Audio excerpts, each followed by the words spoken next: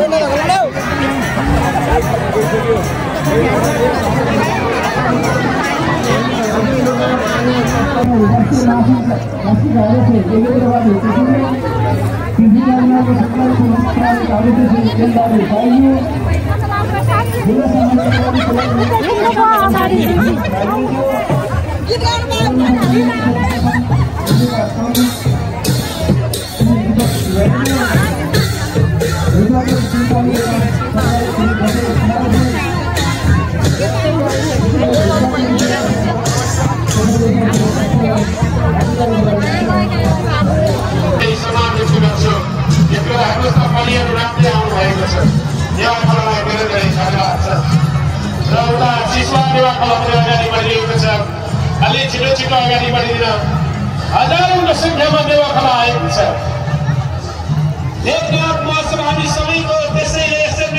फरक फरक दिन फरक फरक कलाकार सबैलाई चुलै निम्ति दिन्छु। 14 गतेसम्म अहिले भने एकैछिन विश्राम लिन्छु।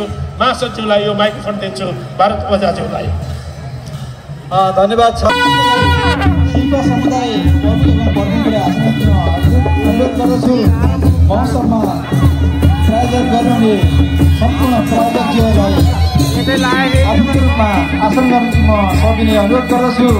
यसै गरी लेखनाथ उद्योग संघका विशिष्ट सदस्य श्री भरत कुमार अधिकारीलाई आसन रूपमा अनुरोध गर्दछु। यसै गरी उपमहासचिव रञ्जन कुमारी मल्लजीलाई उपस्थित भइदिनको निम्ति अनुरोध गर्दछु। यसै गरी कोषाध्यक्ष श्री हरि बस्तापल्लीज्यूलाई उपस्थित भइदिनको निम्ति अनुरोध गर्दछु। यसै गरी लेखनाथ उद्योग संघका सल्लाहकार एवं जातिराजीका संयोजक